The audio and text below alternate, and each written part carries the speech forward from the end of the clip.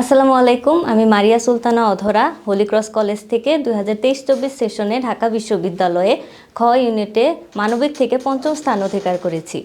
আমি এবার ঢাকা বিশ্ববিদ্যালয়ে আইন বিভাগে অধ্যয়নরত আছি। তো আমি শুরু থেকে ইউসিসিতে আমার অ্যাডমিশন জার্নিটা শুরু করেছিলাম।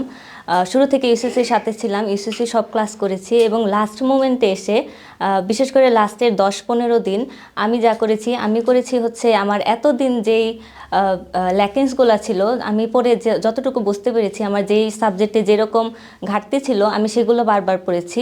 এবং যেহেতু লাস্ট সময় তেমন কোনো বেশি সময় ছিল না, তো সেহেতু আমি হচ্ছে ইউসিসির highlights, English highlights, Bangla highlights এবং জিকে হাইলাইটস, এই হাইলাইটসগুলোতে বেশি গুরুত্ব দিয়েছি।